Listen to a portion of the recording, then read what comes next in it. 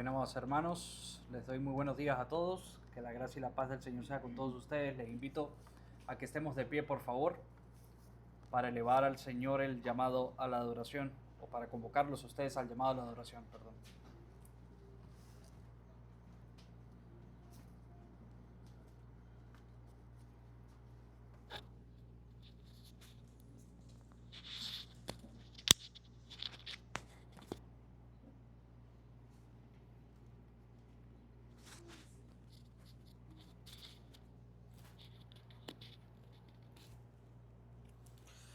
Jeremías capítulo 31, versículo 7, dice la palabra del Señor: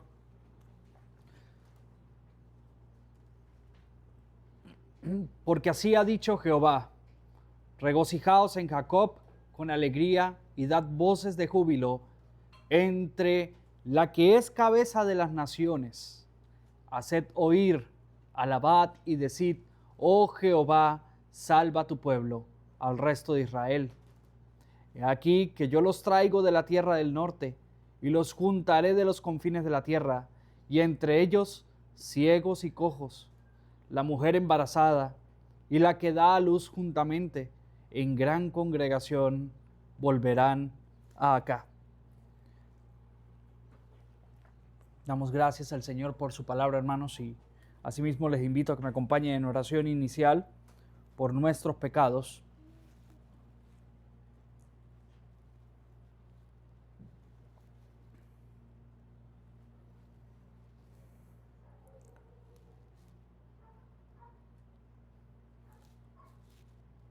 Soberano Dios, Padre, invocamos tu nombre en el nombre de tu Hijo Jesucristo, quien nos ha convocado a Santa Asamblea a guardar juntos tu glorioso día. Un día que nos refleja hoy la eternidad.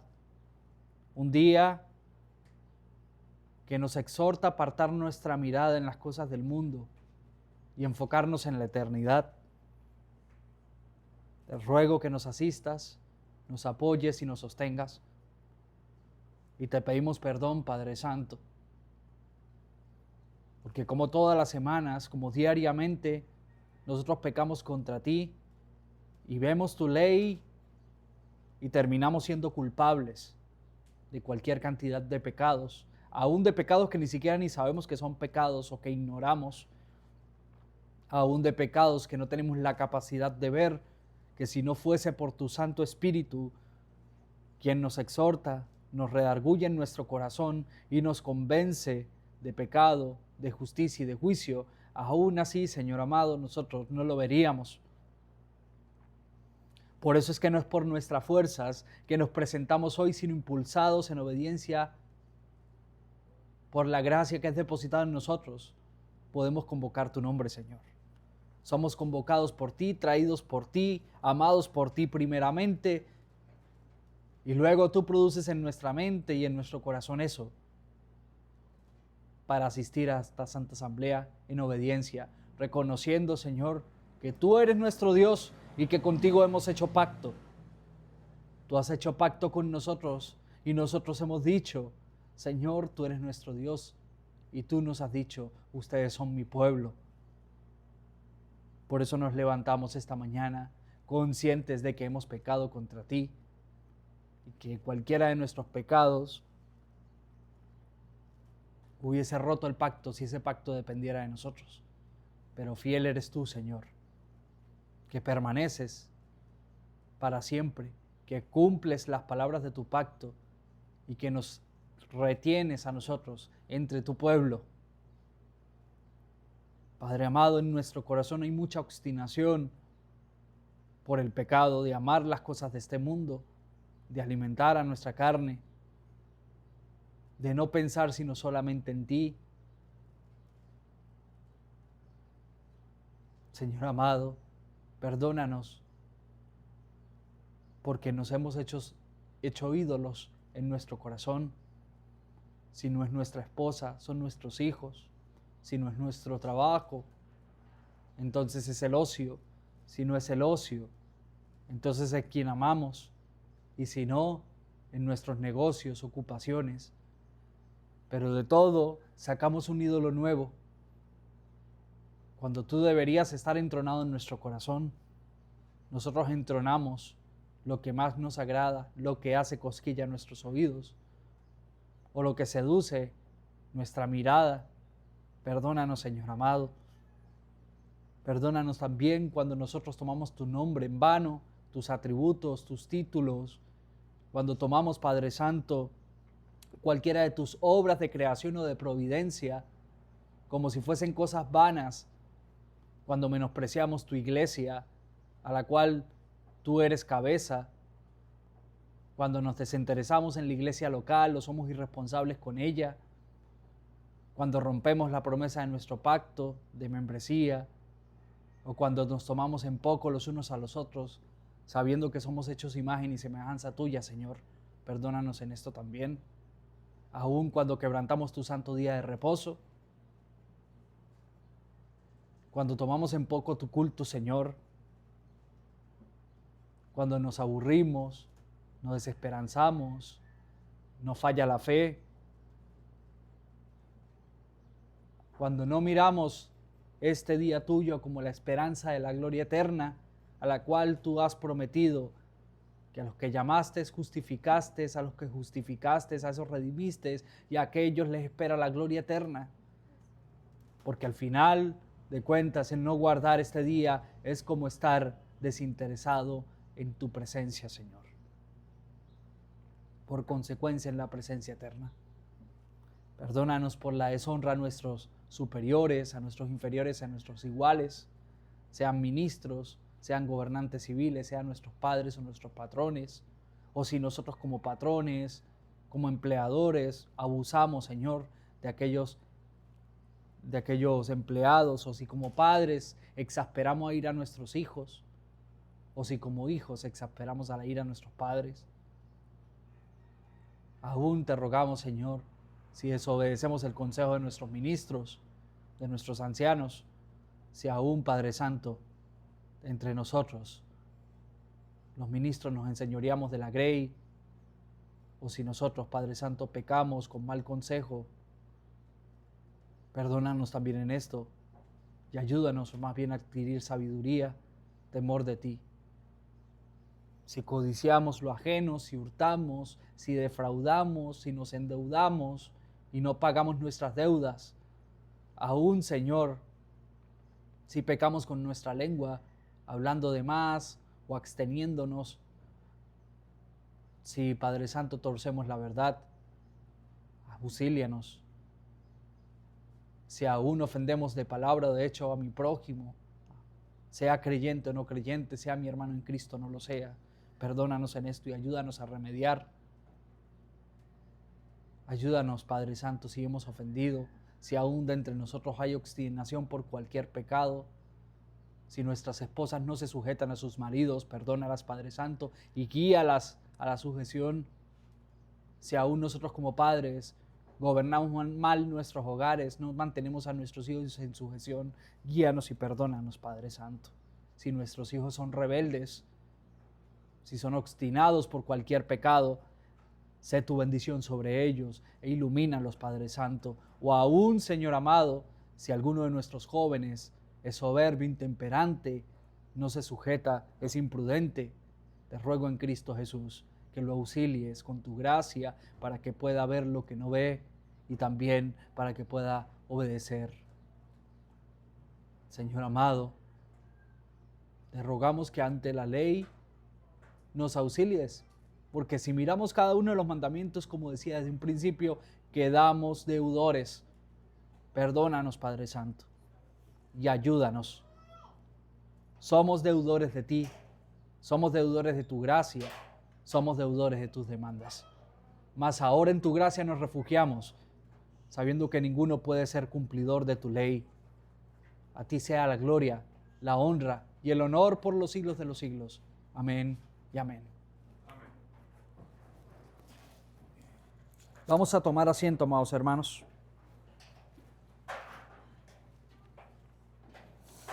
La lectura correspondiente del Antiguo Testamento está en Jeremías capítulo 10. Pueden ubicarse allí. Jeremías capítulo 10.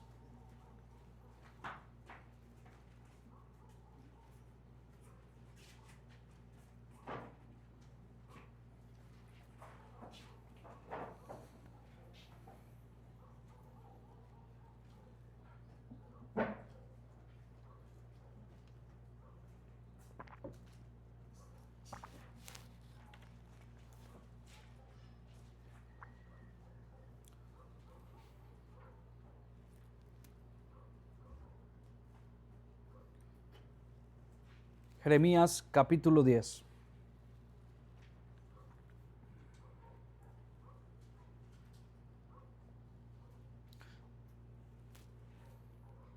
Oíd la palabra que Jehová ha hablado sobre vosotros, oh casa de Israel. Así dijo Jehová: no aprendáis el camino de las naciones, ni tengáis temor de las señales del cielo, aunque las naciones las teman. Porque las costumbres de los pueblos son vanidad, porque leño del monte cortaron, obra de manos de artífice con azuela. Con plata y oro lo engalanan, con clavos y martillos lo afirman para que no se mueva.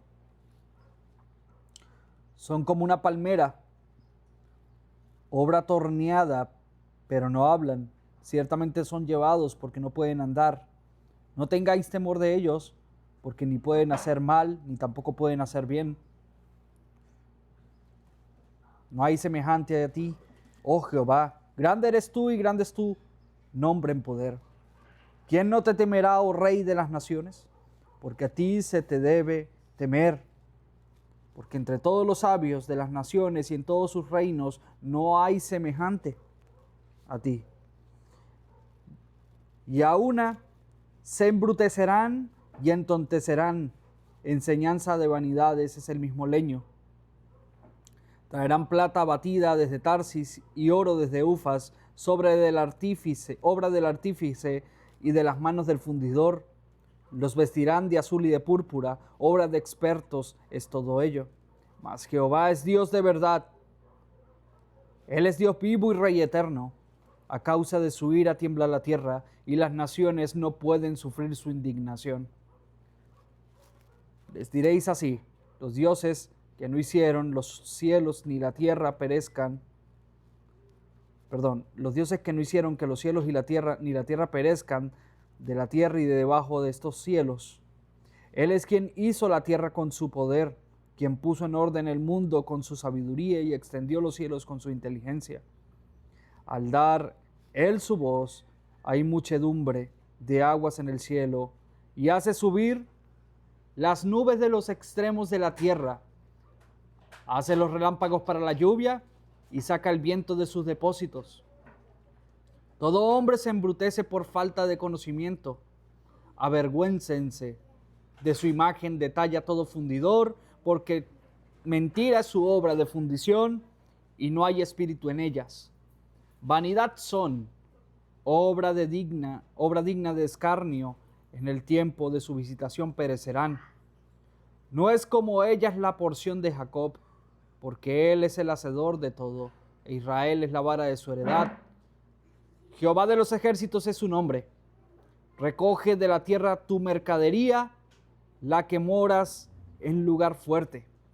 Porque así ha dicho Jehová: he aquí que esta vez yo arrojaré con honda a los moradores de la tierra, y los afligiré para que lo hallen. Ay de mí por mi quebrantamiento, mi llaga es dolorosa. Porque yo dije: ciertamente enfermedad mía es esta, y debo sufrirla. Mi tienda está destruida, y todas mis cuerdas están rotas. Mis hijos fueron sacados de mí, y ya no están. No hay ya quien extienda mi tienda, ni quien levante mis cortinas, porque los pastores se embrutecieron y no buscaron a Jehová. Por tanto, no prosperaron, y todo su ganado se dispersó. He aquí que voz de rumor viene, y alboroto grande desde la tierra del norte, para poner todas las ciudades de Judá en asolamiento, en morada de chacales. Conozco, oh Jehová, que el hombre no es señor de su camino, ni del hombre que camina es ordenar sus pasos. Castígame, oh Jehová, más con juicio, no con furor, no con tu furor, para que no me aniquiles.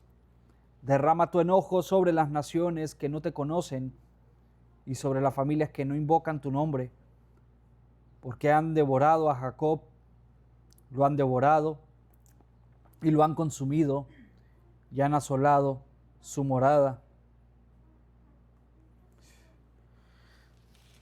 Este capítulo 10, amados hermanos, nosotros vamos a encontrar el contraste del único y verdadero Dios frente a los falsos dioses, frente a los ídolos. Vamos a encontrar que nuestro verdadero Dios es uno, el único Jehová de los ejércitos, frente a los ídolos de este imperio babilónico. Ahora, para que entiendan un poco este contexto, ¿por qué dice, hey, no miren las cosas del cielo, ni tengan temor de esas señales, porque esas señales son falsas, porque son señales que no son verdaderos dioses? Hay que entender un poco la cultura del imperio babilónico. Dentro del imperio babilónico, curiosamente, salieron los primeros astrólogos y astrónomos, de las dos. Sabemos muy bien que los astrónomos pues, son científicos que estudian los cielos, las estrellas y demás. Desde el punto de la ciencia es aceptable, es aplausible.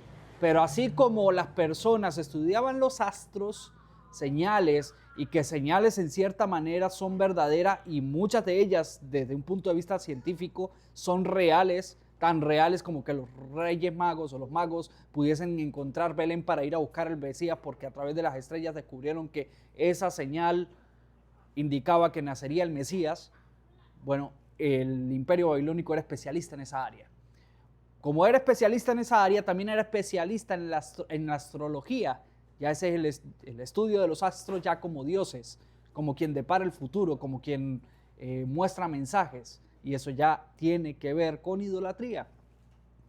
El asunto que ídolos como Astaroth, los Baales, tenían varios distintos Baales que pertenecían al imperio babilónico, era el centro de la religión. Y no solo eso, sino la autosuficiencia, el ser su propio Dios. Estamos hablando del mismo imperio donde Nabucodonosor fue rey y que por su propia gloria, su propia autosuficiencia, fue reducido a una bestia. El asunto es que esa actitud no solamente estaba en el rey, esa actitud estaba en absolutamente todos los ciudadanos, en todos los pobladores de esta nación, y eso ya estaba barnizando el corazón del pueblo en asedio, de los judíos. Jeremías, ¿qué está haciendo? Jeremías está diciéndole, hey, cuidado con los falsos dioses. Recuerden que existe un único y verdadero Dios. En pocas palabras, lo que actualmente la iglesia de Roma hace, los romanistas o los papistas hacen, no es algo innovador, no es algo nuevo.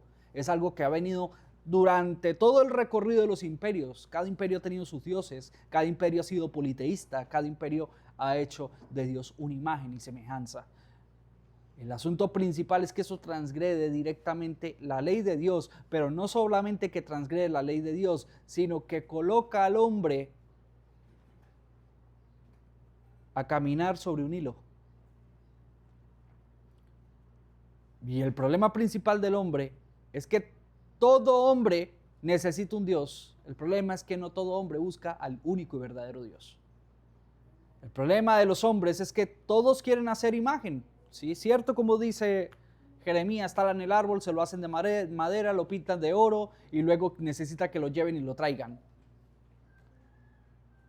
Y casi la mayoría de protestantes señalamos con el dedo a la iglesia de Roma por este pecado y que es un gran pecado.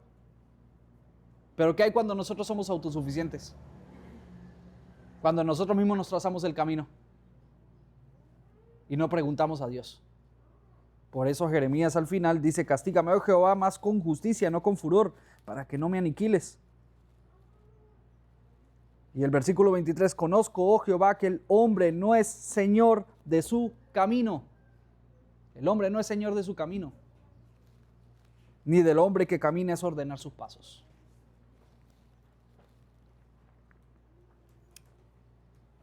Señor nos libre de la idolatría, porque la idolatría no es simplemente hacerse la estatuilla, ¿no? Es literalmente ser su propio Dios. Vamos a responder a este salmo, a este lectura del Antiguo Testamento con un salmo, el Salmo 150.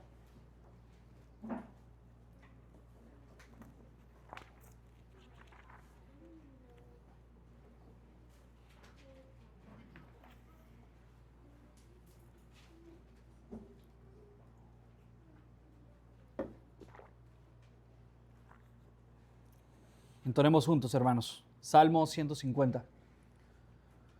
Load en su santuario a Dios, loadlo en la alta extensión, por sus proezas loadlo por su majestad, loadlo a son de trompeta, con salterio y arpa load, con pandero y danzas loadlo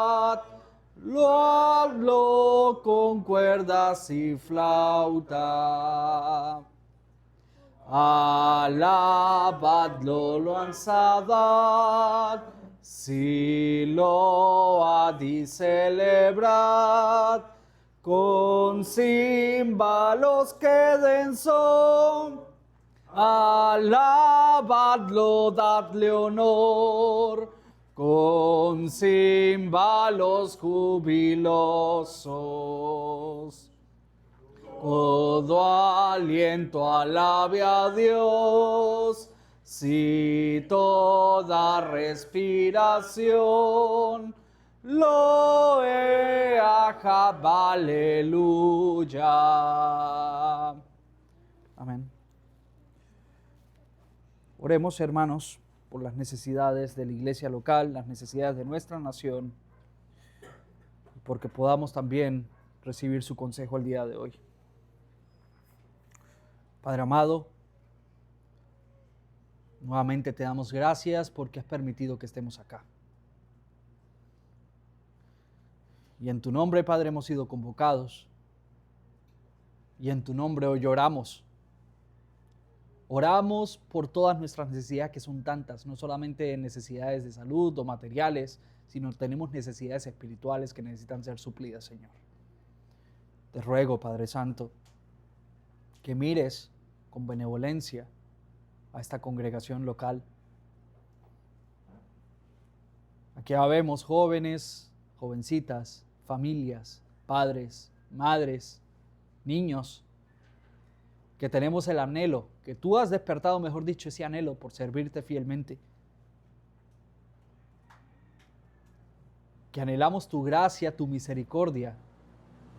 Por eso invocamos tu nombre para que nos alimentes por medio de ella. Ayúdanos, Padre Santo, que como iglesia permanezcamos unidos, a que crezcamos y maduremos en todas las áreas que nosotros necesitemos reformar, sea en nuestra conducta, sea en nuestra forma de pensar, sea en nuestro carácter, pero necesitamos, Padre Santo, crecer, madurar espiritualmente. Ayúdanos a sostenernos en nuestra doctrina, Señor, en aquella doctrina que tú has revelado y que hoy confesamos, defendemos, promulgamos. Y del mismo modo, Padre Santo, permítenosla compartirla de una manera sencilla, porque a veces hasta nosotros mismos nos enredamos con lo que creemos, como si no entendiésemos bien lo que creemos. Mas ahora, Señor, te ruego que nos des la habilidad para explicar de una manera sencilla lo que creemos. También, Padre Santo, permítenos que seamos coherentes en nuestra conducta con lo que confesamos, que nuestra manera de vivir también muestre a Cristo, como lo muestra nuestra doctrina. Que podamos nosotros también a aprender a descansar en tu gracia, porque en tantas cosas como leíamos en Jeremías somos autosuficientes, nos hacemos ídolos en nuestros corazones de cualquier cosa, nos hacemos señores de nuestro camino y lo último que hacemos es tomarte en cuenta a ti, Señor. Mas ahora haznos dependientes totalmente de ti, para que mañana no digamos, como decían los ricos en Santiago, mañana iremos a tal ciudad, mañana haremos esto, haremos aquello. No, Señor, que seas tú abriendo los caminos que sean abiertos y cerrando los caminos que sean necesarios cerrar. Permítenos, Padre Santo, que también por medio de tu palabra nosotros podamos madurar en la crianza de nuestros hijos. Que lo criemos en disciplina y amonestación del Señor, que los podamos educar, Padre Santo, una educación de calidad, con una buena certificación, que ellos puedan tener las oportunidades que no tuvimos nosotros, Señor. Dales a ellos la oportunidad de ser mejores teólogos, mejores profesionales, mejores cristianos de lo que somos nosotros hoy, Señor. Permite, Padre Santo, que esta iglesia local crezca en temor tuyo, que crezca en doctrina, que crezca, Padre Santo, en todos los aspectos que sean necesarios. Como conversábamos esta mañana, que podamos practicar tu ley, así 100 reformados puedan reformar esta nación. Que nosotros no doblemos rodillas ante los Baales y que tampoco nuestro orgullo, nuestra necedad, nuestra soberbia nos arrope tanto que no tengamos la oportunidad de expresar ante los de afuera lo que creemos y que tampoco podamos mantener la unidad y la paz entre nosotros mismos. Mas ahora, Señor, tú mantienes unida a tu iglesia por medio de la sabiduría que tú das y por medio de las promesas que tú das, que aún ni las puertas del Hades prevalecerán contra ella. Del mismo modo te rogamos por esta nación, para que los que están acá gobernando, Señor, puedan venir a tus pies. Tenemos corrupción, Padre Santo, en muchas áreas, en el área de salud, en el área de la justicia, en el área electoral. Tenemos mucha corrupción dentro de los órganos de seguridad, dentro de la policía. Y todos ellos, Señor, han hecho con tu ley lo que han querido. Y más bien han emitido gacetas, leyes, órdenes que se oponen a tu ley.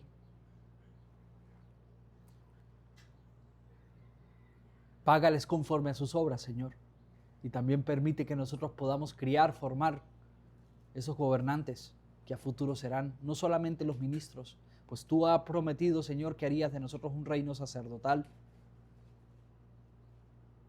Saca dentro de nosotros hijos que sean ministros eclesiásticos fieles, gobernantes civiles fieles.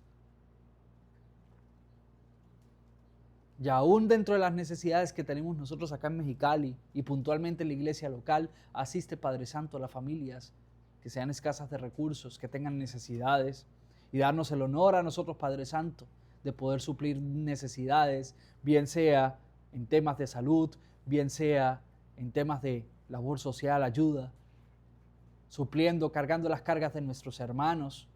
Ayúdanos, Padre Santo, en todas estas cosas. Te necesitamos, Señor, y nosotros nos hacemos también reconocedores de que necesitamos de tu iglesia. Guarda a nuestras hermanas que padecen de salud, Padre Santo, en sus diferentes aspectos. Manténlas fortalecidas espiritualmente para que crean que tú les sostienes, Señor. Asimismo, ayúdanos a practicar tu doctrina, que podamos nosotros ser conscientes de nuestros arrepentimientos, que podamos descansar en tu justicia, no en la nuestra. Que aún, Padre Santo, podamos ser impulsados en santificación, sabiendo que cada día libramos batalla tras batalla por nuestros pecados, pero que también tú prometiste, Señor, que perfeccionarías la obra que iniciaste cuando tú vengas, por lo cual nosotros podemos descansar en la gloria, podemos descansar en cómo tú finalizarás esa obra de manera maravillosa. Te rogamos en Cristo Jesús, Padre Santo, que suplas todas estas necesidades espirituales, materiales y físicas en la iglesia local. Las demás cosas tú las conoces, Señor, y tú puedes ayudar, asistir a las oraciones de mis hermanos esta semana, bien sea para conversión de aquellos a quienes le hayan predicado, conversión para su familia, y sé que tú puedes usarlos a ellos como luz en medio de las tinieblas, aún dentro de sus hogares, para testificar la obra que tú iniciaste en ellos y que puedes iniciar en sus familias. A ti te doy toda gloria, honra y honor por los siglos de los siglos. Amén. Muy bien, hermanos. Vamos a tomar asiento.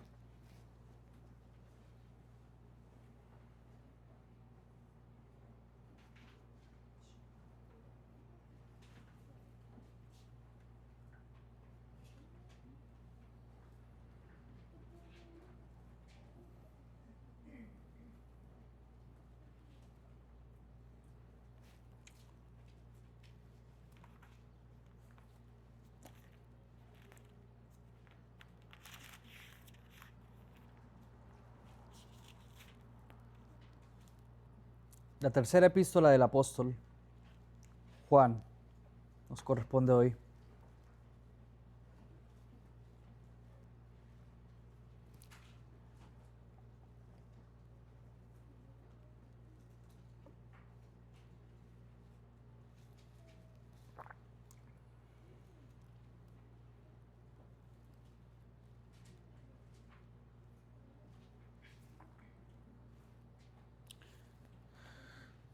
Tercera epístola del apóstol Juan. El anciano al amado Gallo, a quien yo amo en verdad. Amado, yo deseo que tú seas prosperado en todas las cosas y que tengas salud, así como tu alma es prosperada. Ciertamente me gocé mucho cuando vinieron los hermanos y dieron testimonio de tu verdad, de cómo tú andas en la verdad. No tengo yo mayor gozo que este, el oír que mis hijos andan en la verdad.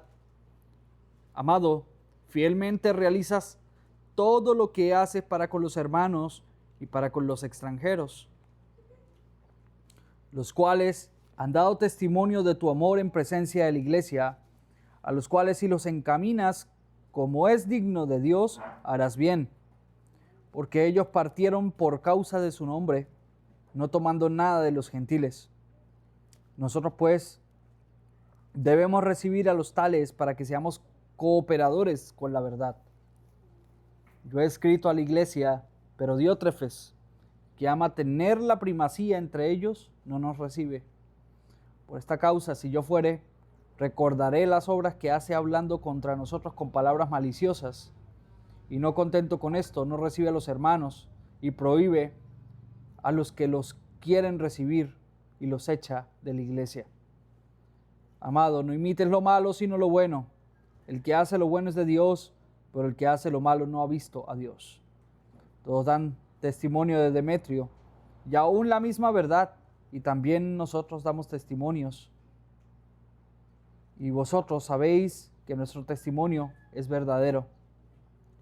Yo tenía muchas cosas que escribirte, pero no quiero escribirte con tinta y pluma, porque espero verte en breve y hablaremos cara a cara.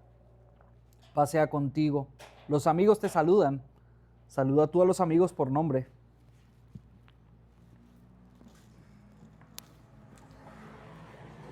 Esta tercera epístola, que también tiene nada más un solo capítulo, demuestra uno de los conflictos principales dentro de la iglesia primitiva. A mí a veces me causa curiosidad las personas que dicen yo tengo la doctrina apostólica, nosotros queremos ser como la iglesia apostólica,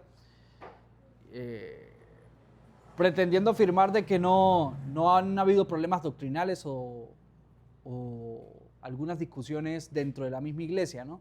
Y esta tercera epístola de Juan enmarca una de las discusiones más fuertes que ha habido dentro de la iglesia apostólica, y tiene que ver con el apóstol Juan y unos ancianos dentro de una iglesia local, que a ciencia cierta no se sabe, ¿no? Le está hablando a un anciano llamado Gallo, de anciano a anciano le habla el anciano a este anciano Gallo, para dar dos testimonios básicamente. Un testimonio de alguien llamado Diótrefes y un testimonio de alguien llamado Demetrio. Pudiéramos decir tres testimonios también, porque el de Gallo mismo. El testimonio que está dando el anciano Gallo es que ha recibido a los extranjeros, es decir, ha practicado la hospitalidad. Y esa hospitalidad, en medio de esa hospitalidad ha permitido que las personas, los extranjeros que han recibido, estos extranjeros posiblemente son misioneros, que han recibido, han conversado, se ha fundamentado para la verdad. Entonces el primer punto ahí es que lo que regocija a Juan es que sus hijos espirituales vivan de acuerdo con la doctrina cristiana. ¿Sí? Recuerden que la doctrina no simplemente es un pocotón de párrafos teológicos, sino tiene que ver también con la forma como nosotros vivimos. La doctrina está dividida en tres áreas: ortopraxis, es la práctica correcta; ortodoxia, que es la doctrina correcta; y ortopatía, que son las emociones correctas. Entonces estas tres cosas se ven en la vida diaria como creyentes. Al andar en la verdad, ya sabemos dentro del lenguaje de Juan, ya estamos leyendo las tres, ya hemos leído las tres epístolas de Juan, pues ya sabemos qué significa andar en la verdad, ¿sí? Andar conforme a la doctrina de Cristo, es decir, creyendo en la Santísima Trinidad, entendiendo que Cristo ha venido verdaderamente hombre, verdaderamente Dios. Entonces, a lo mejor el testimonio que estos misioneros extranjeros llevaron o devolvieron a Juan es el testimonio doctrinal y el testimonio de la verdad, porque estaban viviendo conforme a la doctrina cristiana. Dentro de esos testimonios, pues, se enmarca la hospitalidad cristiana. De hecho, lo que hace Juan es elogiar a Gallo por apoyar a estos hermanos viajeros, ¿no? Lo que hace que Gallo sea etiquetado en la historia de la iglesia como colaboradores de la verdad. Colaboradores de la verdad. Mire qué actitud tan hermosa la de Gallo. Se dispone a ayudar a la iglesia, se dispone a recibir al extranjero, se dispone a hablar de la verdad. Eso es una actitud cristiana. Es hermoso cuando a uno no lo mandan, sino que uno va, porque uno mismo forma el testimonio como cristiano. Además, lo contrasta con el mal ejemplo de Diótrefes. Diótrefes posiblemente era un diácono o un anciano, no recuerdo bien, pero sí era un líder dentro de la iglesia local, al punto que básicamente se había enseñoreado de la congregación. No quería recibir a los hermanos, a los que venían por parte de Juan, no los recibía, a estos extranjeros probablemente no los recibió, y ahí fue el doble informe de estos misioneros extranjeros. Tenemos dentro de la iglesia un anciano que realmente es un hombre de Dios, llamado Gallo. Tenemos dentro de la iglesia a un hermano que no se está comportando conforme a la verdad, que es Diótrefes. Y algo que nosotros tenemos que cuidarnos de eso, de querer tener los primeros puestos. Querer tener los primeros puestos significa la necesidad de recibir el aplauso del público. Un ministerio, un oficio no es para recibir el aplauso de nadie. La palabra ministerio lo que significa es administración, es para servir. Además de esto, dentro de la iglesia los oficios sirven o funcionan es en base al servicio de los demás, a la hospitalidad, al amor en la verdad. Por eso la exhortación de esta epístola completa es que nosotros lo que tenemos que hacer es imitar lo bueno. La conducta que honra a Dios, la hospitalidad que honra a Dios, y que esa hospitalidad es ejemplificada por el otro hermano, Demetrio. Entonces, como cristianos tenemos la exhortación de vivir imitando aquella integridad, vivir apoyando al ministerio y vivir apoyando el amor práctico. Y esto es lo que hace Gallo y Demetrio de manera positiva, al punto que Juan no testifica eso. Vamos a colocarnos de pie, hermanos.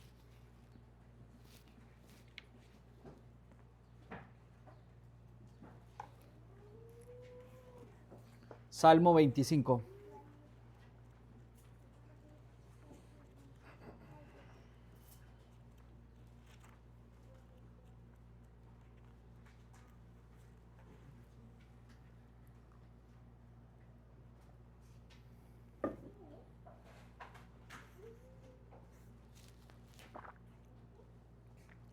Salmo 25. Entonemos juntos, hermanos. A ti, oh Jehová, mi alma, de continuo alzaré.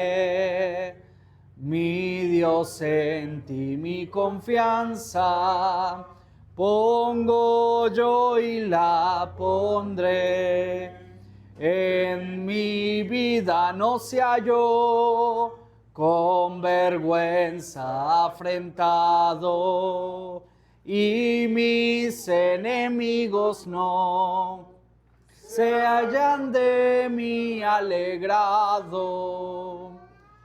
Muy ciertamente ninguno de los que esperan en ti será jamás confundido, mas mucho lo será así. Con afrenta y deshonor finalmente avergonzado, todo el que se sublevó, los sin causa revelados.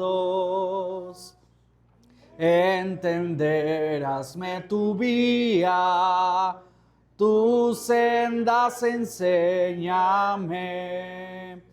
Sé en tu verdad mi guía, si en ella instrúyeme, porque eres tu Señor, el Dios de la salud mía. En ti, oh mi ayudador, he esperado todo el día. De tus bienes y tus gracias, oh acuérdate, Señor, y de tus misericordias, que de ellas perpetuas son. De mi impía mocedad, olvida tú los pecados. Señor, según tu bondad, jamás se haya olvidado. Jehová es bueno y recto, al pecador mostrará el camino verdadero. Jehová también hará por el juicio caminar, al humilde noche y día. A mansos enseñará su carrera y recta vía. Son de Dios todas las sendas, misericordia y verdad. Al que guarda sus palabras y su pacto de bondad. Por tu nombre, Jehová, me perdonarás mi falta, que es grande mi iniquidad ante tu justicia alta. ¿Quién de los hombres ha sido el que Jehová temerá? Él escogerá el camino que Dios le enseñará. En el bien reposará su alma tranquilamente, y la tierra heredará para siempre su simiente. Ella el secreto, por el guardado está, para mostrarlo a aquellos que humildes lo temerán. A ellos hará conocer, si a él habrá enseñado su maravilloso bien, su tan bondadoso pacto. Hacia Jehová mis ojos, todo el tiempo yo pondré. Por siempre los tendré puestos en su obra y en su ser, porque Él mi protector en clemencia habrá sacado mis pies cuando esté yo en las redes del engaño. Mírame tú compasivo, fiel misericordia ten, pues ve que estoy afligido, solo pobre y en desdén. Ha aumentado mi aflicción, líbrame de mis dolores. Mira mi desolación, perdona mis transgresiones. Mira tú mis enemigos, aumentaron sin cesar. Me odian estos impíos, muy violento es su odiar. Guarda mi alma, líbrame, no sea avergonzado, porque en ti siempre confié y en ti me he refugiado. La integridad me guarde y la rectitud también, porque en ti, oh Dios grande, espero y esperaré. Dime, oh Dios, a Israel, a tu pueblo escogido, aparta en gracia de él sus angustias y gemidos. Amén. Muy bien, hermanos, vamos a tomar asiento mientras que hago una oración breve para la exposición de la palabra el día de hoy. Oremos. Señor amado, abre nuestros corazones, nuestro entendimiento y permite que la exposición sea coherente, tenga cohesión y manifieste tu verdad. Declara las doctrinas confesionales de una manera clara también y permite que nosotros atesoremos tu consejo con alto valor. Te lo rogamos, Señor. Instrúyenos, exhórtanos, consuélanos. En Cristo Jesús, Señor nuestro. Amén y amén. Volvamos, hermanos, a Lucas capítulo 9, versículo 28.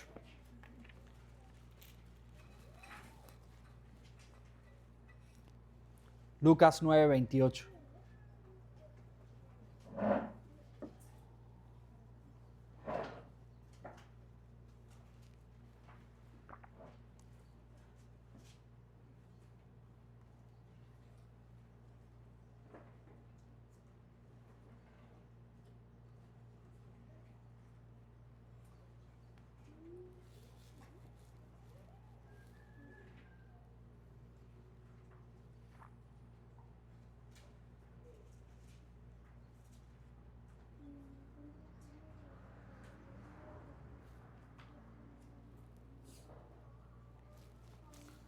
Leamos la palabra del Señor en Lucas 9, 28 hasta el 36.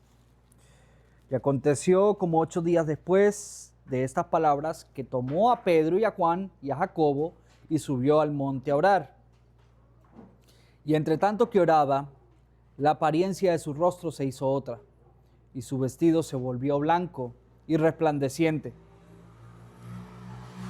Y aquí 2 varones hablaban con él, los cuales eran Moisés y Elías, que aparecieron en gloria y hablaban de su partida, la cual él había de cumplir en Jerusalén. Y Pedro y los que estaban con él estaban cargados de sueño, y cuando se despertaron vieron su gloria y aquellos 2 varones que estaban con él.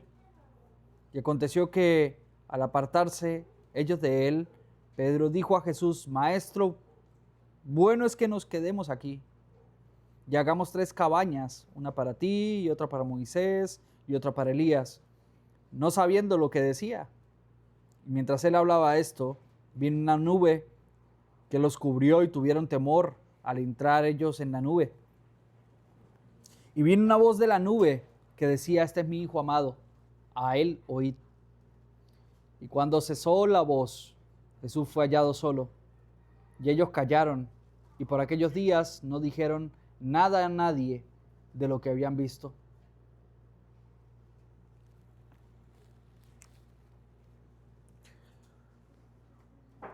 Mis hermanos, una exhortación diaria que todo creyente debe hacerse para ir corrigiendo el enfoque de nuestra fe es cuando nosotros tomamos de manera selectiva la fe, ¿no? Para algunas cosas sí tenemos una fe firme, para otras cosas no tenemos una fe firme. Y todos nos aprendemos aquel famoso texto de Hebreos 11:1, ¿no? Después la fe, la sustancia de lo que se espera, la demostración o la convicción de lo que no se ve. La mayoría de creyentes memorizamos ese texto y lo usamos cuando necesitamos una respuesta laboral, o lo meditamos y lo usamos cuando las finanzas no van bien, lo meditamos y lo usamos cuando tengo que ir a comprar despensa bajo el peligro de que la quincena no me alcance. ¿Han notado ustedes eso? Pero muy pocas veces lo aprovechamos para aumentar la convicción de la obra completa de Cristo en nuestras vidas. ¿Cuándo fue la última vez que usted pensó en Hebreos 11:1 basado en que su fe esté fallando? ¿Cuándo usted se ha hecho esa pregunta? ¿Será que mi fe está fallando? ¿Será que me he preocupado más por las cosas banales y debo subir mi mirada hacia las cosas celestiales? En otras ocasiones, o otra forma también de tener una fe selectiva, no tiene que ver solamente con los eventos o usar la fe de una forma terrenal, sino también tiene que ver con el misticismo. Porque en otras ocasiones nosotros la convertimos de esa manera, en algo místico, en algo donde la experiencia importa más que la sustancia de la doctrina. Si me va bien, es de Dios. Y si te va mal, ¿de quién es? El sermón del domingo pasado estuvo mejor porque me hizo llorar. Este último está muy confrontador, muy aburridor. Me quedé dormido a mitad de sermón. A lo mejor le falló al pastor el tiempo de la oración.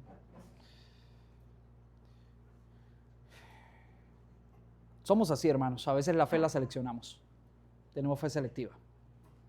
En este monte vemos a Pedro, a Juan, a Jacobo, que fueron tomados, que fueron llevados por el Señor hacia ese monte para orar. Y en un momento donde se quedaron dormidos, estos 3 discípulos, comienza a descender una nube. Se escucha una conversación. Y en ese momento donde escuchan la conversación, al despertar, literalmente se aparecen al lado del Señor Moisés y Elías. Literalmente, no estamos hablando de una imagen, no estamos hablando de una ilusión, no estamos hablando del sueño de Jacob. Literalmente se aparecen al lado del Señor Moisés y Elías, conversando literalmente con el Señor, que resplandecía de una forma muy preciosa. Sus vestidos eran tan blancos, hermanos, que ni el mejor cloro del mundo, ni la mejor lejía del mundo, ni las mejores lavanderas podrían dejar una prenda de ropa de esa forma. Ese cambio literal, físico, externo y real, donde se muestra la gloria divina, se le conoce como transfiguración. Transfiguración. La transfiguración es el tema del día de hoy. A ver, Westminster, la teología de Westminster nos dice en el capítulo 8, en su párrafo 2, que el Hijo de Dios, la segunda persona de la Trinidad, recuerden el orden de las personas de la Trinidad, la primera persona es Dios Padre, la segunda Dios Hijo, la tercera el Espíritu Santo. La segunda persona de la Trinidad, siendo verdadero y eterno Dios, se hizo hombre, ¿para qué? Para ser el mediador entre Dios y el hombre.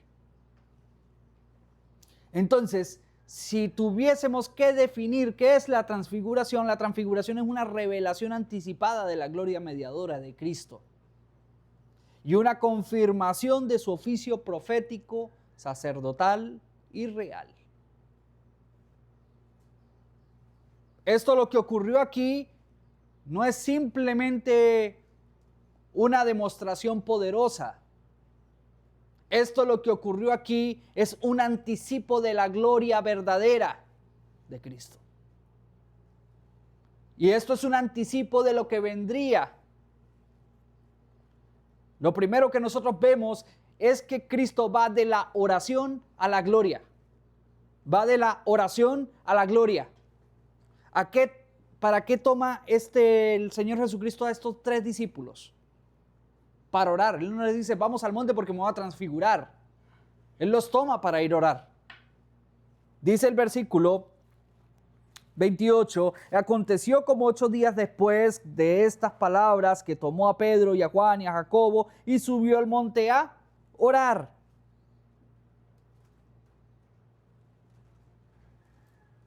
Él lo toma a estos 3.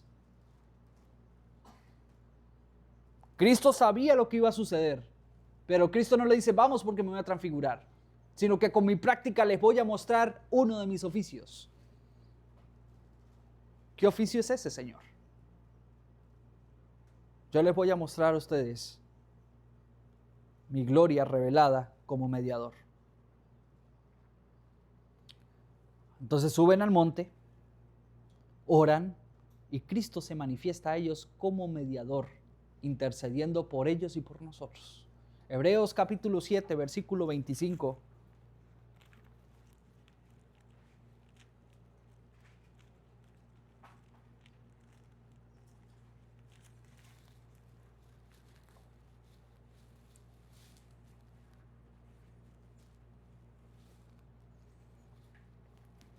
Por lo cual puede también salvar eternamente a los que por Él se acercan a Dios, viviendo siempre para interceder por ellos.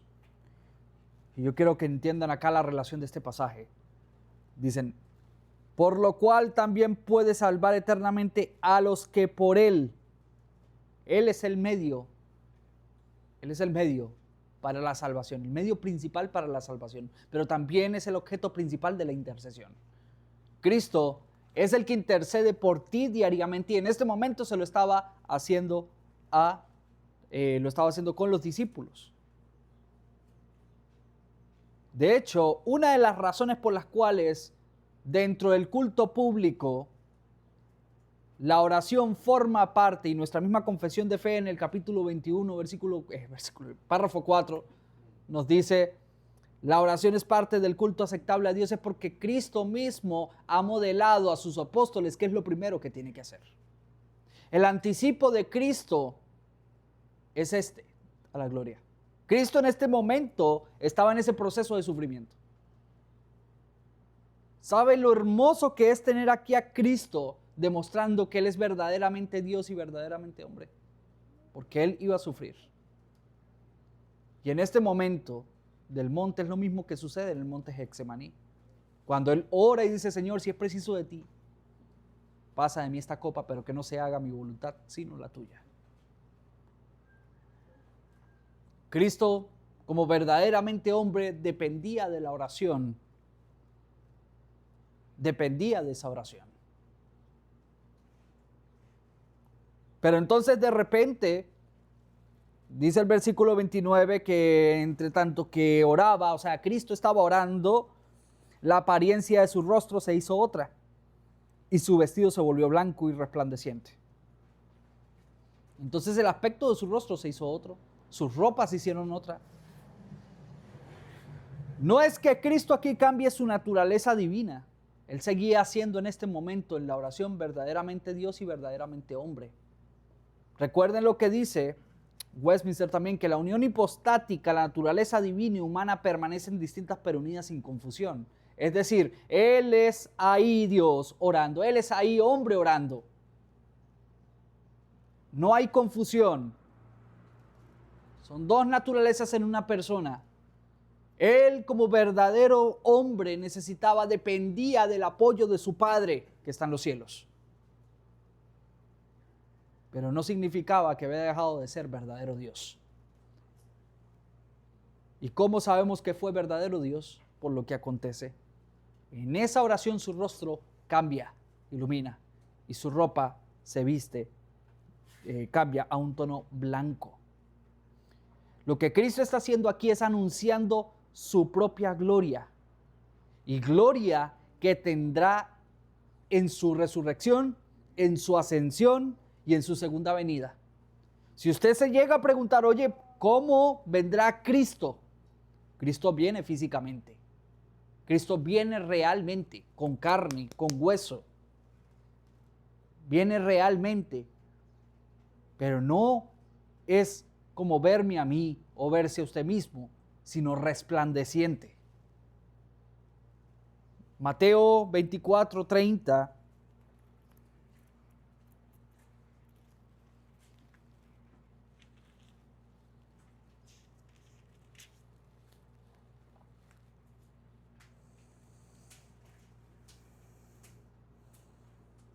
Dice, entonces se mostrará la señal del Hijo del Hombre en el cielo, y entonces se lamentarán todas las tribus de la tierra, y verán al Hijo del Hombre viniendo sobre las nubes del cielo, con poder y gran gloria.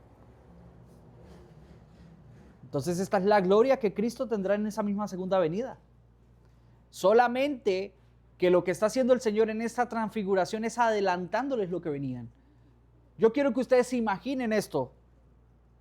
Ya el Señor había anunciado que Él iba a padecer, que iba a ser desechado por los ancianos, por los sacerdotes del pueblo, y esto se lo había dicho a los discípulos y les dijo, no le digan a nadie.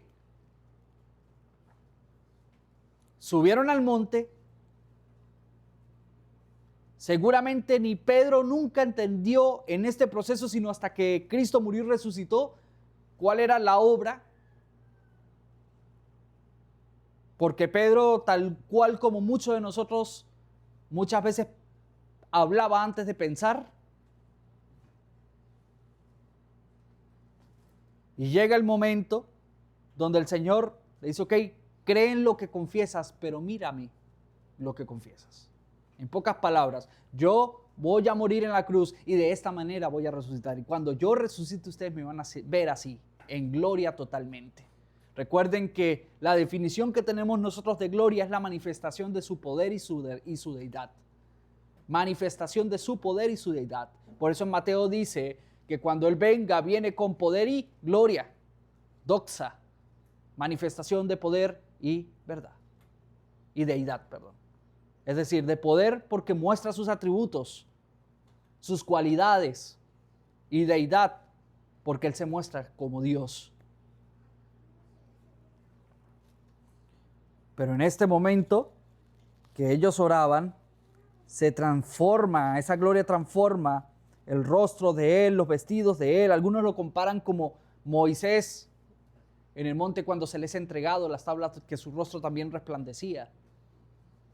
Y es una referencia a la comunión plena con Dios. Pero la principal referencia que el Señor quiere mostrar aquí es, miren, hermanos, su cuerpo será resplandeciente como el mío.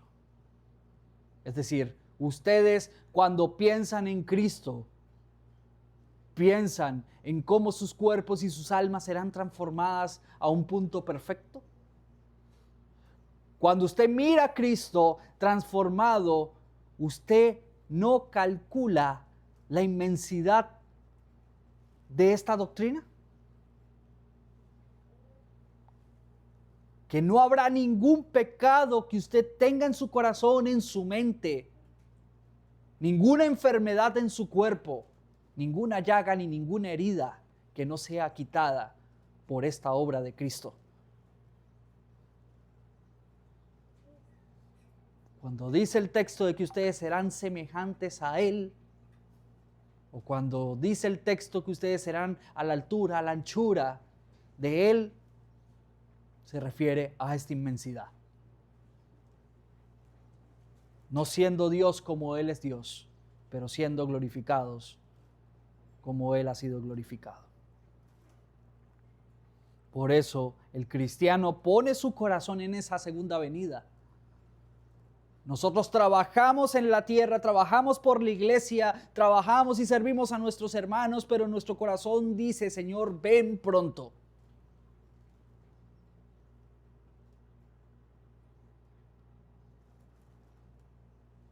Entonces, en este momento despierta una conversación a estos tres discípulos. Una conversación entre Moisés, Elías y el Señor. No se sabe a ciencia cierta de qué era la conversación. Tuvo que haber durado un buen rato la conversación porque ya habían llegado antes de que ellos se durmieran, se quedaron dormidos y cuando se despertaron todavía estaban conversando. ¿Qué tantas cosas pudieron haber hablado? Pero lo que sí enmarca es que estaban conversando allí. Y surgen detrás de este texto algunos asuntos que muchos teólogos a lo largo de la historia han intentado colocarlo de una manera más compleja. Algunos han dicho que esta historia no es una historia real, que es una figura, que es un simbolismo. Algunos han dicho de que no, de que lo que estaba hablando allí con el Señor era con espíritus. Pero no, el texto nos enmarca es que literalmente era Moisés y Elías. Moisés y Elías. Por supuesto, Moisés acá representa la ley y Elías representa a los profetas. Están parados los tres allí, demostrándole a los discípulos, he aquí la palabra completa. La ley, los profetas, el evangelio. Hebreos capítulo 1.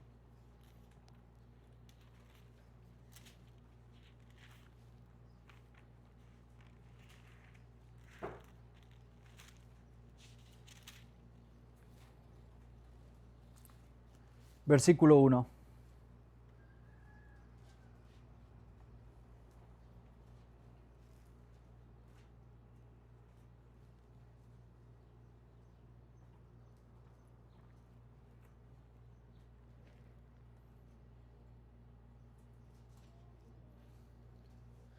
Dios, habiendo hablado muchas veces y de muchas maneras en otro tiempo a los padres por los profetas. Pausa. ¿Cómo hablaba en otro tiempo Dios a los padres por medio de los profetas?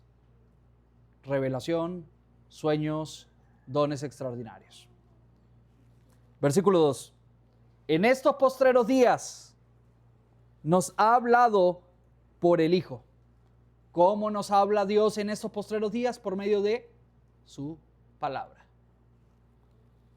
A quien constituyó heredero de todo, por quien asimismo hizo el universo, quien siendo el resplandor de su gloria y la imagen misma de su sustancia y sustentando todas las cosas con la palabra de su poder, habiendo hecho la purificación de nuestros pecados por sí mismo, se sentó a la diestra de la majestad en las alturas. Entonces, lo que está haciendo aquí es lo que narra el autor de Hebreos. Ya ahora en este momento no hay otra revelación cuando la palabra está completa. Tienes los profetas, tienes la ley y tienes el evangelio. De Mateo a Apocalipsis. Ahora, ¿por qué Moisés representa aquí la ley? ¿Por qué la ley tiene que estar allí? Porque la ley es la que nos muestra nuestra condenación como pecadores. La ley es la que muestra nuestra condenación como pecadores. Romanos capítulo 3, versículo 20.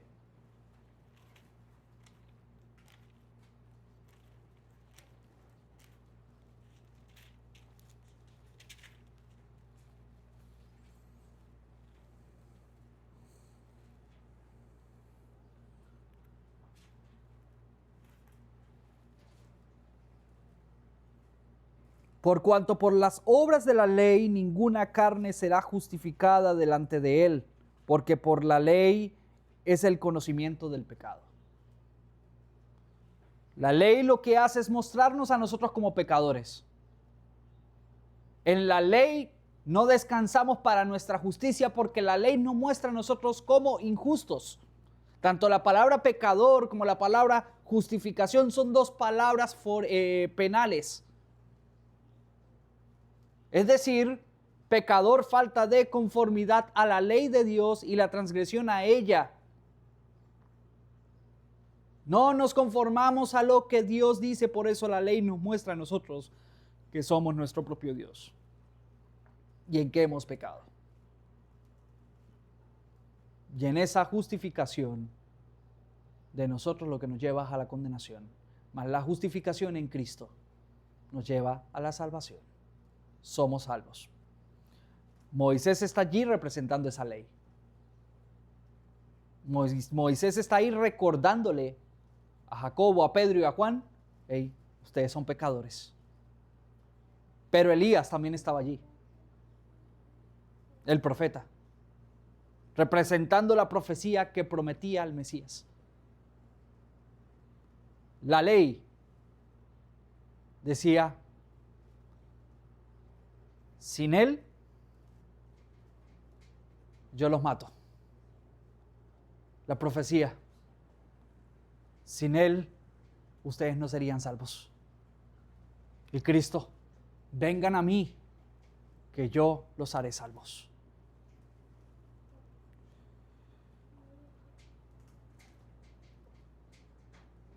El tema de conversación que va allí entre Elías, Moisés y Cristo debió ser muy, muy, muy nutritivo. Usted lo puede pensar desde un punto experiencial, desde un punto de vista teológico, como quiera, pero el texto nos dice en el versículo 31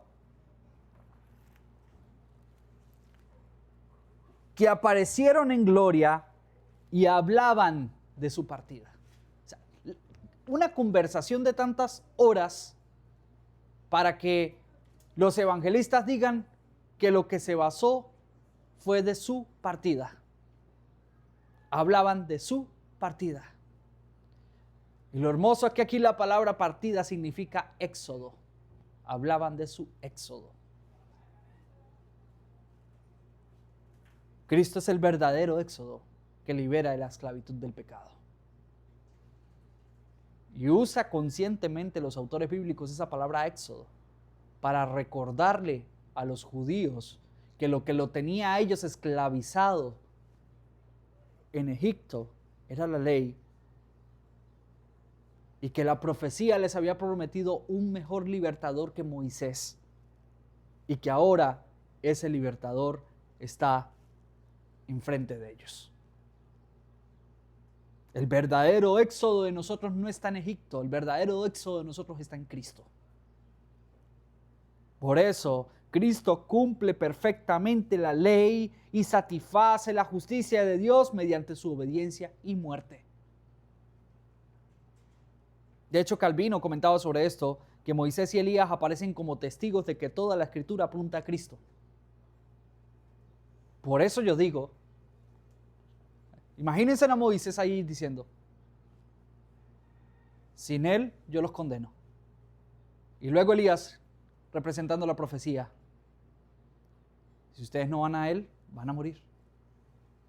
Y Cristo: vengan a mí, yo los redimo. Ahí está la Escritura completa. Porque tanto la ley y los profetas también dependen de Cristo. Cristo es la centralidad de la Escritura. Cristo la centralidad de nuestro éxodo. Cristo la centralidad de nuestras vidas. Esa ley, por supuesto, pues, nos marca que somos pecadores. Había un autor dispensacionalista llamado Till LaHaye. Él sacó un libro muy conocido llamado Los 4 temperamentos controlados por el Espíritu Santo. Y básicamente lo que usa es la psicología contemporánea para categorizar, ¿no?, cada uno de los temperamentos: colérico, melancólico, flemático y sanguíneo. Y recuerdo muy bien que él, en esa categorización, colocó a Pedro como un sanguíneo, como alguien imprudente. Y yo respondía: la imprudencia no es algo de un temperamento, la imprudencia es algo de nuestro propio pecado. Cualquier persona puede ser imprudente al hablar, imprudente al proceder, imprudente al pensar, imprudente al ignorar. ¿Cuántos de nosotros no hemos sido imprudentes por ser ignorantes? Y Pedro, Juan y Jacobo pues están ahí frente al Señor, y nuestro querido Pedro, como siempre gustoso de ser el primero en hablar, dice el versículo 32, que Pedro y los que estaban con él estaban cargados de sueño, y cuando se despertaron vieron su gloria y aquellos 2 varones que estaban con él. Y aconteció que al apartarse ellos de él, Pedro dijo a Jesús: Maestro, bueno es que nos quedemos aquí y hagamos 3 cabañas, una para ti y otra para Moisés y otra para Elías, no sabiendo lo que decía. No sabiendo lo que decía. Aquí lo que vemos es la ceguera y la imprudencia de Pedro, por supuesto. Pedro es el primero que habla, tú eres el Hijo amado en quien yo tengo complacencia. Pedro es el mismo que habla, Señor, yo nunca te negaré. Pedro es el primero que habla, Señor, no vayas allá porque morirás. Y el Señor le decía, apártate de mí, Satanás. Pedro otra vez habla aquí, Señor, hagamos 3 enramadas y nos quedamos porque es bueno para mí estar aquí. O sea, te estoy mostrando la transfiguración, te estoy diciendo que voy a morir y voy a resucitar y así como estoy ahora en gloria, vendré de nuevo y los resucitaré a ustedes conmigo. Y todavía tú quieres decirme, hagamos 3 cabañitas aquí para quedarnos. Y hasta bondadoso Pedro porque le dice una para Moisés, una para Elías y una para ti. No pensó ni siquiera ni en él. Era imprudente, pero egoísta no.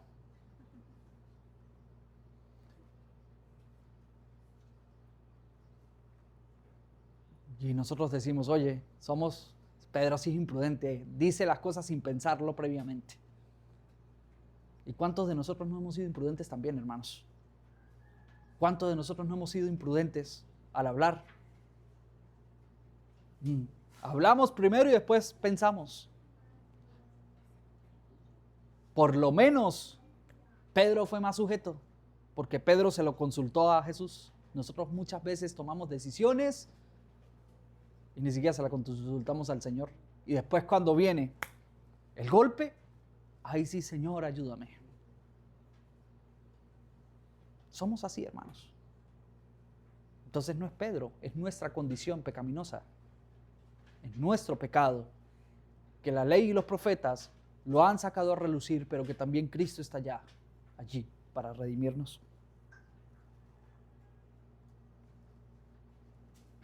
El problema de Pedro es que Pedro quiere quedarse en esa experiencia mística.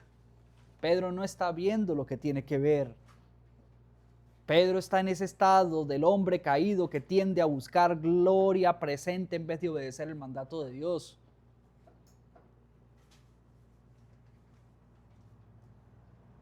Pedro termina desenfocando su fe. Se está volviendo Pedro en este momento místico. La emoción le ganó. ¡Wow! Una nube. Moisés, Elías. Pregúntenme cómo supo que era Moisés y Elías si se llevan más de 1000 años. No lo sabemos. No lo dice la Escritura. Algunos comentaristas dicen que porque literalmente Moisés se apareció allí con las tablas de la ley. Retratos no habían. Así que es mejor no especular sobre esto. Lo cierto es que se sabía, a menos que ellos mismos se hayan presentado y digan, yo soy Elías y yo soy Moisés. Pero lo cierto es que la emoción de Pedro era esa, vamos a quedarnos aquí, está chido el compartir, estamos en el monte. No pensó en los de abajo, no pensó en la obra de Cristo en la cruz. Y Pedro también convierte a Cristo al mismo nivel de Elías y de Moisés. Pedro le dice a Jesús, Maestro, bueno es que nos quedemos aquí y nos hagamos 3 cabañas, una para ti y otra para Moisés y otra para Elías. Entonces ahí hay un error de Pedro, que pone a Cristo al mismo nivel que Moisés y Elías, cuando solamente Cristo es el único mediador entre Dios y el hombre. Ese es el asunto de nuestras experiencias. Ese es el asunto, hermano, de que muchas personas en la actualidad, por el mismo misticismo, van a las iglesias por experiencia, no por Cristo. Quieren la experiencia, quieren la música, quieren las lenguas,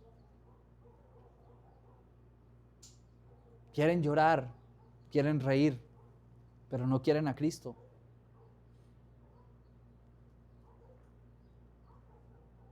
Pedro quería estar allí, quería las cabañas, quería escuchar la conversación. ¿Y la salvación? ¿Tendrá el Señor que decirte otra vez, Pedro, apártate de mí, Satanás, porque escrito está? Nosotros tendemos a querer experiencias espirituales por encima de la palabra, pero la gloria de Cristo nos lleva a la cruz. no a quedarnos en el monte, hermanos. Y no es que esté diciendo que la experiencia esté mal. La experiencia muchas veces es importante en el campo laboral, en el campo, sí, terrenal. Pero Cristo, en la vida del cristiano, debe estar en su mente y en su corazón para que la mirada no quede allí, para que la experiencia no se convierta en la ley y los profetas.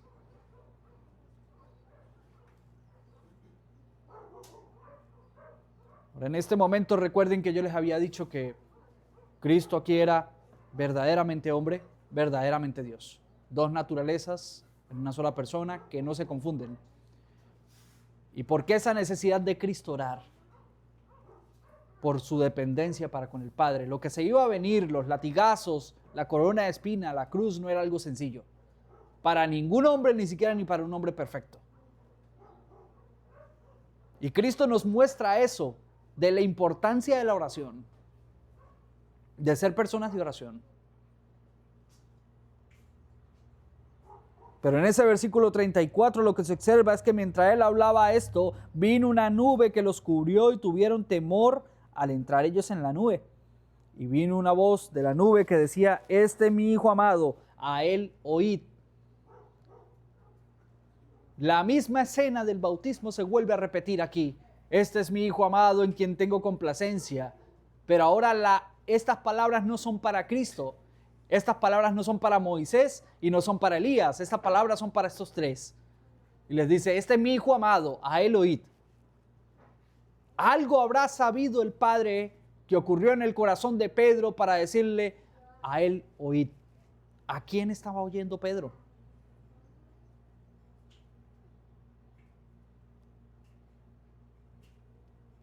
Entonces, envueltos en esa nube, la nube a lo largo de la Escritura siempre ha sido como una especie de vehículo, ¿no? Para ascender y descender. En una nube se llevó Dios a Elías, en una nube se lleva aquí de nuevo a Elías y a Moisés. Luego Cristo en su ascensión también se lo lleva una nube, y luego cuando Cristo venga con sus ángeles, con sus redimidos, en nubes vendrán.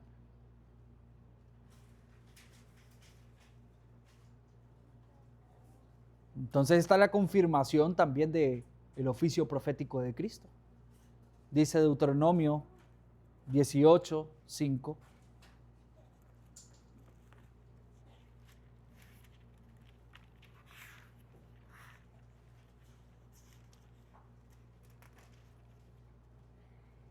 Deuteronomio 18:15, perdón. 18:15.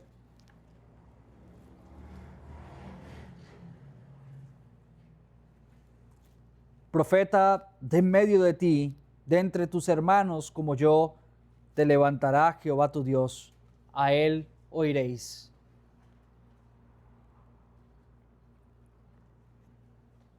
Esa misma voz del cielo, hermanos, es como el sello de Dios puesto sobre Cristo, para que nosotros sepamos que todo lo que Él dice es palabra de Dios. Ahora, en este estado de gloria, Cristo le está anunciando a Pedro, Jacobo y a Juan qué es lo que iba a suceder. Yo voy a ser glorificado físicamente, yo voy a resucitar, yo no voy a quedar en el Hades y ustedes tampoco. Pero cuando yo ascienda, hay algo que ustedes tienen que oír y son mis palabras. El profeta levantará en medio de ti una profecía de Deuteronomio hacia Cristo. En el bautismo, este es mi Hijo amado. En la transfiguración, este es mi Hijo amado. A él oíd. En la parábola del rico y Lázaro, el rico se acerca a Abraham y dice: por favor, envíe un ángel del cielo que vaya a mi familia y les advierta qué horrible es este lugar. Y Abraham, tipificando a Cristo también, le dice: a la ley y los profetas tienen, a ellos óiganlos. Entonces, ninguna experiencia mística, ninguna fe desenfocada nos va a justificar a nosotros, hermanos. Solamente Cristo, por medio de su palabra, nos va a justificar y nos va a otorgar a nosotros aquella esperanza de la gloria, de que aquel pecado en nuestros corazones, en nuestra mente, aquellas enfermedades, todo será echado atrás. Vuelve al versículo 36 y dice que cuando cesó la voz del Dios Padre, Jesús fue hallado solo y ellos callaron. Y por aquellos días no dijeron nada a nadie de lo que habían visto. Es decir, que aquí volvemos a la realidad de la cruz.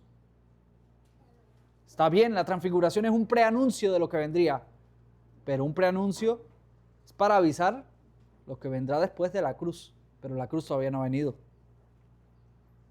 En ese momento allí ya había ascendido Moisés y Elías, en esa nube quedó solamente Cristo. Y a su vez, al tener a Elías, a Moisés, ahí conversando con Cristo, Cristo se revela así como el mediador, el único que muestra el camino hacia Dios. Moisés y Elías ya son la iglesia, parte de la iglesia triunfante, mas Cristo, el mediador que lleva a todo el que muere en él a la iglesia triunfante. No hay otro camino sino Cristo. Por eso Él dice, yo soy el camino, la verdad y la vida.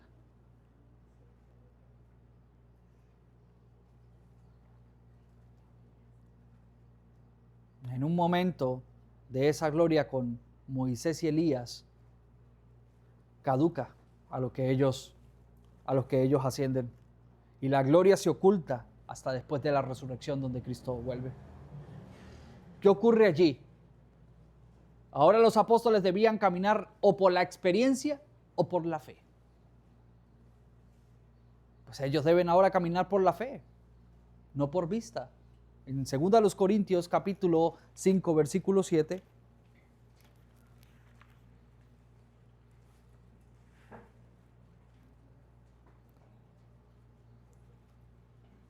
Segunda a los Corintios 5, 7.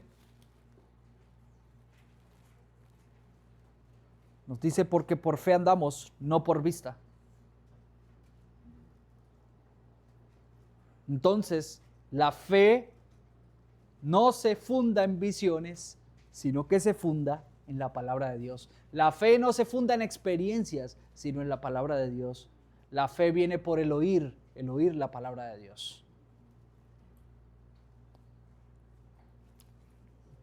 Es aquí donde nosotros tenemos que tener cuidado, hermanos. Usted tal vez una vez en su vida haya podido tener una experiencia sensorial en cualquier iglesia.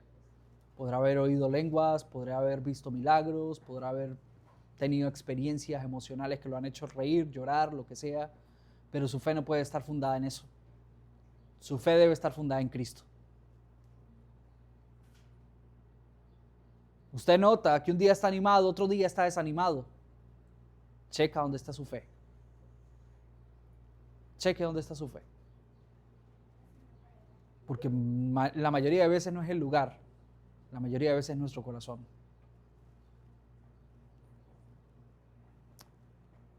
Ahí Cristo se nos ha manifestado a nosotros como profeta, como sacerdote y como rey. Cuando el Padre le dice a Cristo,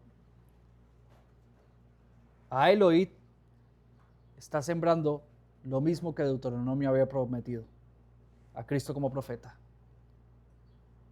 Se muestra como sacerdote porque él habla de su partida, de su éxodo, es decir, de su sacrificio expiatorio para con nosotros. Y se muestra como rey porque él mismo muestra su gloria real que vendrá en su reino.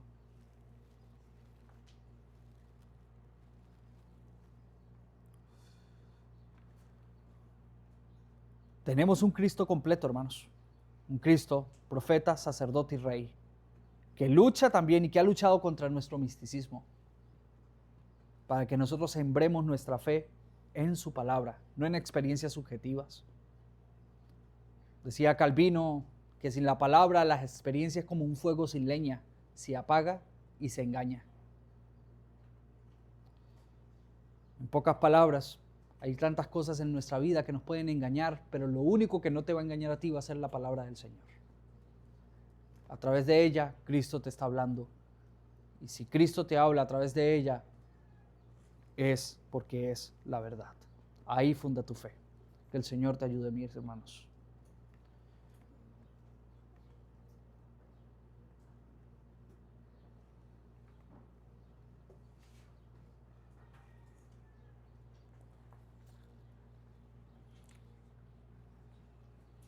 Vamos a colocarnos de pie.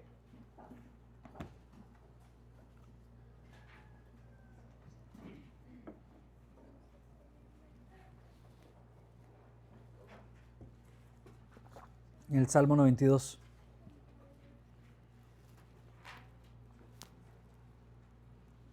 Salmo 92.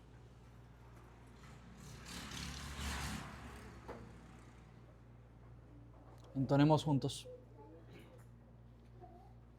Qué bueno es alabarte, Altísimo Jehová. Con gracias salmodiar a tu nombre y honrarte.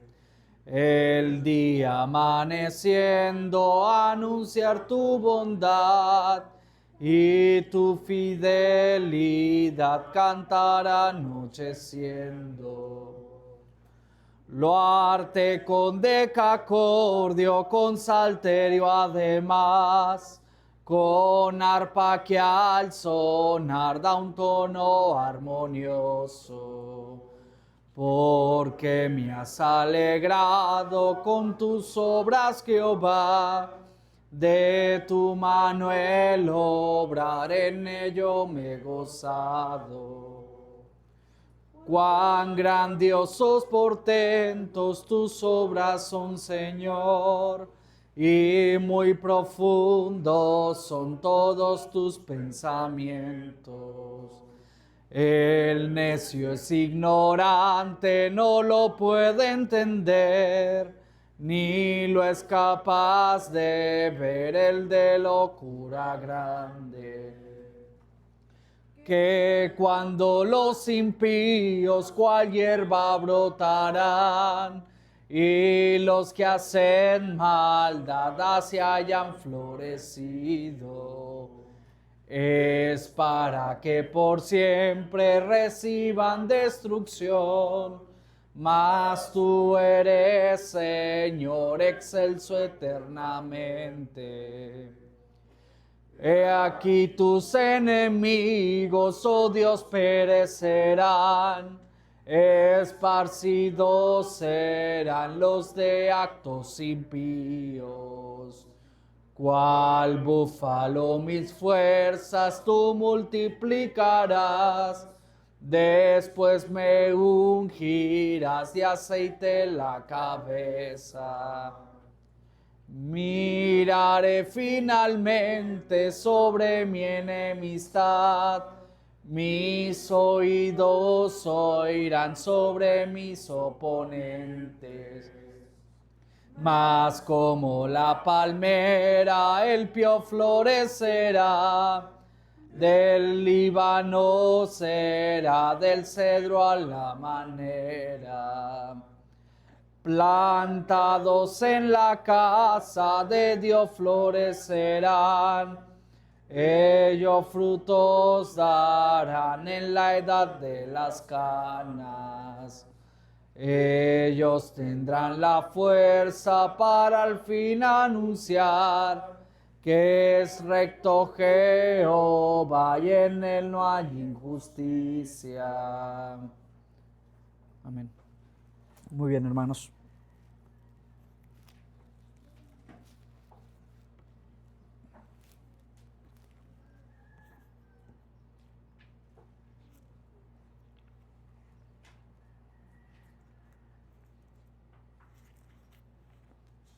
Permítame orar por la aplicación de este sermón a nuestros corazones. Señor amado, nos has dado exhortaciones en este sermón conforme a nuestra fe para enfocarla de una manera correcta en ti, Padre, en ti, Hijo, en ti, Espíritu Santo. De modo que nosotros podamos pensar en aquella gloria venidera cuando tú vengas en las nubes, que todo ojo te vean, nosotros estemos allí gozosos, anhelantes de tu reino visible y dominante. Pero también nos has dado instrucciones, aplicaciones para alejarnos de del pragmatismo, del misticismo. Cuidar nuestras emociones. Cuidarnos nosotros de ver resultados que vayan en contra de la verdad y el honor de tus sagradas escrituras. Pero también de cuidar nuestra lengua, nuestros pensamientos para ser prudentes.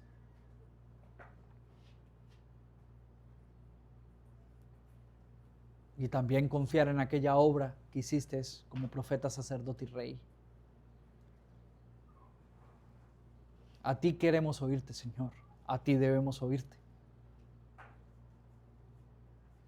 Te damos toda gloria, honra y honor a ti, en Cristo Jesús, Señor nuestro. Y Jehová habló a Moisés diciendo: habla a Aarón y a sus hijos y diles: así bendeciréis a los hijos de Israel, diciéndoles: Jehová te bendiga y te guarde. Jehová haga resplandecer su rostro sobre ti y tenga de ti misericordia. Jehová alce sobre ti su rostro y ponga en ti paz. Que la gracia y la paz del Señor sea con ustedes, hermanos. Amén.